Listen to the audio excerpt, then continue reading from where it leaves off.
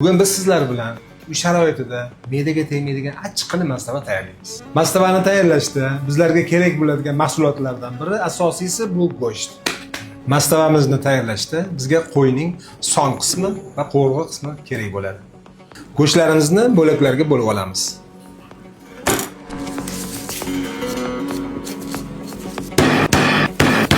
Go'shtimizni lahm joylarini ajratib oldik.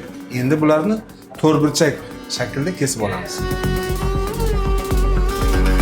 Go'shtlarimizni to'g'rab oldik. Endi navbat sabzavotlarimizga. Bizga kerak bo'ladi kartoshka, piyoz, sabzi, sholg'om, pomidor, bulg'or qalampiri, sarimsoq, garimdori. Mahsulotlarimizni to'g'rab oldik. Endi qo'rishni boshlaymiz. Qizib turgan qozonimizga yog'imizni quyib olamiz. Qo'rg'alarimizni baland olovda qo'rib olamiz.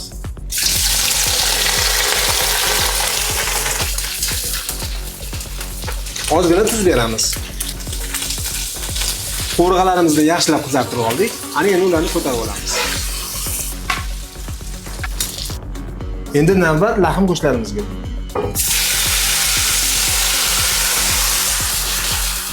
Go'shtlarimizga ham ozgina tuz beramiz. Kashnik solamiz. Zira solamiz. Yanchilgan qora murch, lavr yaprog'i, achchiq qalampir va nihoyat sarimsoq. Endi yaxshilab bularni aralashtirib olamiz. Endi piyozimizni solamiz.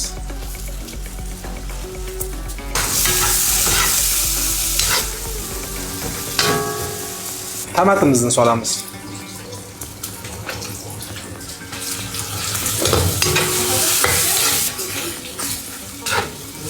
Pomidor. Sholg'om bilan sabzini ham sovoramiz.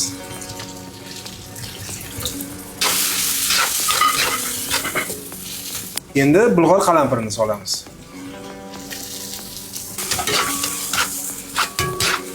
Endi kartoshkalarimizni sovolamiz. Oxirida oldindan qizartirib olgan qo'rg'alarimizni sovolamiz.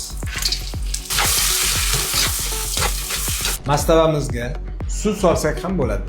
Lekin biz molli son suyagidan 4-5 soat qaynatilgan bulyon solamiz. Mastavamiz yanada mazaliroq va shirali bo'ladi. Ana endi biz qozonimizga bulyonimizni solamiz.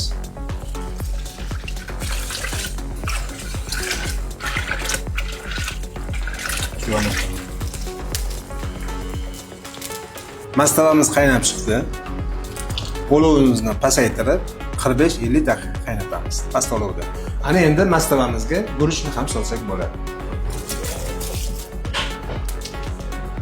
Mastavamiz tayyor bo'ldi. Ana endi uni dasturxonga tortib qilsak ham bo'ladi.